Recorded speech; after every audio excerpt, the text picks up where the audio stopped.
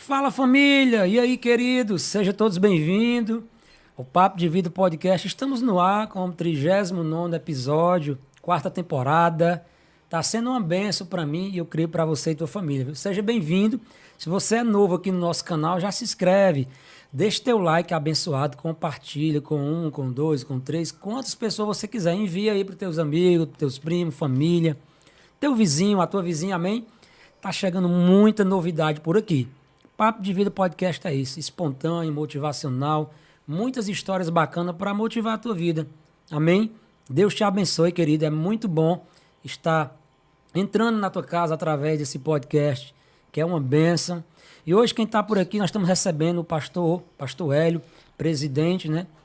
Pastor Hélio Vasconcelos, presidente do Vigilão dos 318. Vai estar contando um pouco da tua história, né? Como ser crente aliançado na presença de Deus, como ser servo, e ele vai falar um pouco sobre as tuas missões, como ser um missionário, como se posicionar diante do altar, diante da presença de Deus. Seja bem-vindo, pastor Hélio. Paz, querido. Paz do Senhor. Deus abençoe a tua vida. Todos, né? Boa noite, a paz do Senhor Jesus, a graça e a paz para todos os meus irmãos, né, que estão aí. Para mim é um prazer estar aqui, a convite do nosso querido irmão Janiel Rodrigues. E essa noite eu sei que Deus ele tem algo muito importante para nossas vidas. Como sempre a gente fala, sempre nós falamos lá, quando a gente tem apresentação de programa, né? A gente sabe que é uma responsabilidade grande, mas a gente está aqui nessa noite para dizer para todos meus irmãos que a gente passa por muitas lutas, dificuldades para quem gosta e quem quer ser realmente um missionário, né? Eu escolhi o tema missionário por quê? Porque a missão ela está no coração de Deus. A missão, meus irmãos, está no coração de Deus, está no coração de todo aquele que quer ser um enviado de Deus. Desde já, para quem não me conhece, eu sou o pastor Francisco Hélio. Estamos aí. Criamos um vigilhão em prol. Muitas vezes as pessoas perguntam assim: por que vigilhão 318? A Bíblia vai dizer lá em Gênesis, né, para explicar para meus irmãos, estão entrando em Gênesis capítulo 14, né? Em Gênesis lá, e aí vai travar uma guerra entre nosso querido Abraão contra 5 reis daquela época. E a Bíblia diz no versículo 14, Gênesis 14, 14. E Abraão foi para uma guerra com 318 criados e venceu a guerra. Assim como também nós vimos também Gedeões, né? A história de Gedeão, que foi com 300 homens. E Abraão foi com apenas 318. Então surgiu Amém. Isso pra gente, surgiu o vigilhão em prol. A gente tem na vigília a gente tem o vigilhão ele tem vou explicar qual é o nosso maior projeto para o vigilhão 318. Amém? Glória a Deus. Amém. Nós começamos essa vigília quando 318, quando estava nos momentos muito difíceis. E eu vejo que a história da Bíblia, sempre os homens daquele tempo passado, sempre os homens daquele,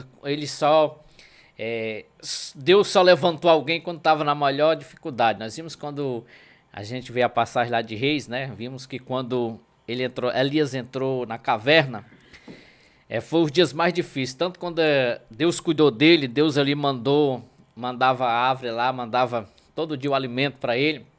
A gente via que ali estava sendo cuidado, ele achava que só ele tinha escapado, só ele tinha ficado. Mas Jesus disse, o próprio Deus disse para ele, não só ele tinha escapado, mas sim mais 700. Então, às vezes nós achamos que só nós escapamos, só nós passamos por uma dificuldade, por uma luta, mas não, a gente sabe que tem muitas pessoas que Deus também está guardando. Então, qual era o melhor projeto? Quando nós começamos o Vigilhão 318, a gente começou em uma visão entre Brasil e África. Às vezes a gente é criticado, por quê? Os irmãos lá da África, pastores, pastor João, como outros pastores que tem lá que a gente tem contato, pediram ajuda. E eu comecei a orar a Deus, dizia, Senhor, como é que a gente vai fazer, ajudar um povo que a gente também aqui também precisa, que a gente também temos. Então, o que eu fiz? Eu titulei um vigilhão. Nessa vigília a gente arrecadaria 1 quilo de alimento e fazia duas ofertas que seria algo para uma parte para a África, lá em Moçambique, e outra parte aqui para o Brasil. Então o que acontece? Então nós criamos e existamos o Vigilhão, mas eu ainda tenho um projeto maior para o Vigilhão 318. Acredito que quando Deus chama uma pessoa, quando Deus tem uma visão, Em 2012, eu estive ali em Brasília, estive ali em Goiás, passamos 90 dias ali pregando a palavra de Deus em missão. A gente sabe que missão não só fazer missão aqui em Fortaleza, sempre eu falo, é muito bom, porque onde você chegar, você é bem recebido. Agora você sai ali para os interior de Canindé, para outros lugares, para Morada Nova, você vai ver a necessidade do povo, você vai ver que realmente lá tem necessidade tanto espiritual como necessidade espiritual, como a necessidade de comida, de alimento. Então tudo isso nós temos tanto aqui no Brasil como temos na África. Então o que que acontece? Então nós existimos esse vigilhão para quê? Porque a gente recebeu algumas ofertas, mandava para a África, que teve alguns problemas, mas o Senhor, Ele sempre tem nos abençoado. Às vezes o Janiel aqui falou o seguinte da história de vida. Realmente eu nasci na fé, meus avós, meus pais, todos foram. A minha carreira como missionário, comecemos na Assembleia de Deus Bela Vista, e 30 anos atrás era bem diferente. O meu avô ali pastoreava uma igreja em Sobral, entre Sobral e Forquilha. Sobral aqui é região, muita gente conhece, né? Muita gente conhece ali aquela região, e nós ia fazer culto sempre. Eles iam com o meu... Hoje vou fazer 39 anos de idade. Eu digo assim, é um privilégio. Eu não tive esse privilégio de conhecer o mundo, como muitas vezes que vem do mundo, que passa...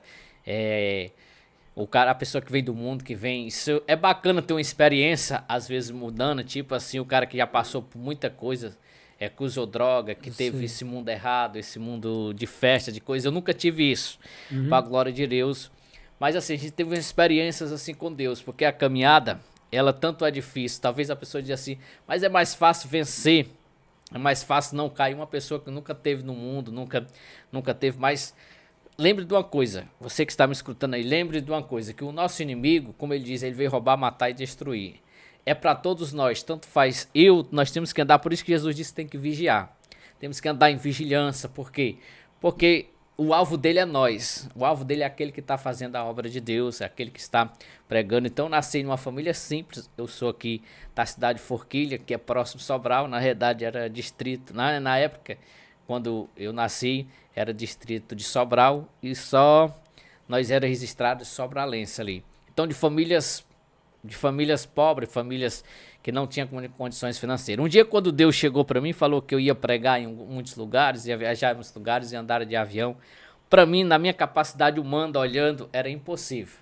Mas Deus já nos honrou. Eu já tive em tribo de índio, como ali no Amazonas a gente fez... fomos visitar a tribo de índios e fomos lá, a gente foi pregar a palavra de Deus, e a gente vê como cada lugar que a gente vai há uma diferença. Cada lugar que a gente pisa, a gente vê a forma o sotaque das pessoas, a gente vê o que eles têm lá, cada um. Então eu, para a glória do Senhor Jesus, tenho uma promessa de ir na África, lá em Moçambique. Eu era para ter ido em 2020, só que na entrada de 2020 teve a pandemia, nós vimos aí o que aconteceu. Então de lá para cá não teve, mas estamos se programando para ano 2024. Se Cristo não voltar, Jesus quiser, se Cristo não voltar e Jesus quiser que a gente vá lá, porque aí a gente fazer missão aqui é bom. Agora fora, missão transcultural, né, que é outros países, sair fora do Brasil. Aqui no Brasil ainda é bom fazer missão, mas em muitos outros lugares é mais difícil. Aqui tem a dificuldade, mas tem outros países piores ainda, amém? Amém. Então, Hélio, você é do interior de Forquilha. Hoje Forquilha é uma cidade. Na época que tu nasceu, como tu falou isso, só para pegar aqui um pouco da tua entrevista. 28 mil habitantes. Lá era distrito, hoje já é registrado como cidade, 30, Forquilha. 30 mil e pouco já cresceu. Hélio, nos conte aí, como um jovem deve se posicionar como missionário. Além de tudo, tem que ter o chamado. Eu sei que Deus brada no coração, vem o sonho, né? De ainda ser muito jovem. Tem pessoa que diz, eu vou me converter só quando Deus me tocar, não sei o que, quando não sei o que acontecer um sopro, tá esperando o Espírito descer assim mesmo e dizer, ei filho, só se for encarnado, né? Porque as pessoas muitas vezes deixam de acreditar numa voz de um profeta, do missionário, enfim, né? Para mim registrar aqui a pergunta, como é que um jovem deve se posicionar hoje, nos tempos de hoje? Nos tempos de hoje ele é um pouco mais dificultoso, porque nós vimos hoje a mídia, as internet, elas tirou muito foco da nossa juventude. Mas na minha época, quando eu comecei a liderar com 13 anos de idade. De 12 para 13 anos eu tinha ali, porque eu liderava jovens na igreja. Tinha um grupo de jovens, mais de 200 jovens, então eu era líder. Então o que acontece? Quando nós se posicionamos, primeiro a gente tem que ter o chamado, né? Deus, eu sei que Deus chama, quando Deus chama alguém, às vezes as pessoas dizem assim, o Espírito Santo ele nos ensina, claro que Deus nos ensina, mas na minha visão, né, na minha visão tanto teológica como na visão também de Deus, porque nós vimos muitos